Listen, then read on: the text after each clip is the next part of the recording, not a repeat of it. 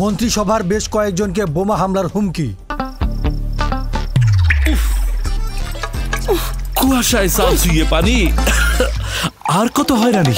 আছে সমাধান। বসত ঘরে লাগাও আনোয়ার শীট। সারা ঘর থাকে শুকনা, সর্দি কাশিও থাকে দূরে। আনোয়ার শীট। যুক্তরাষ্ট্রের নবনির্বাচিত প্রেসিডেন্ট ডোনাল্ড ট্রাম্পের মনোনীত প্রশাসন এবং হোয়াইট হাউস দলের বেশ কয়েকজন সদস্যের উপর বোমা হামলার হুমকি দেওয়া হয়েছে।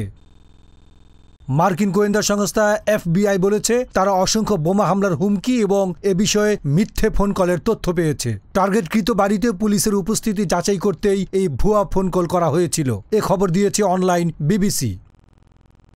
এতে বলা হয়, ট্রাম্প কর্তৃক মনোনীত প্রতিরক্ষা, আবাসন, কৃষি ও শ্রম বিভাগের সদস্যদের কমপক্ষে 9 জনকে লক্ষ্য করে এই হুমকি দেওয়া হয়েছে। পাশাপাশি জাতিসংঘে মার্কিন রাষ্ট্রদূতের জন্য বাছাই করা এক ব্যক্তিকেও হুমকি দেওয়া হয়। গত মঙ্গলবার ও বুধবার রাতে এই হুমকির ঘটনা ঘটে। ইতোমধ্যেই হুমকির বিষয়ে তদন্তে নেমেছে পুলিশ।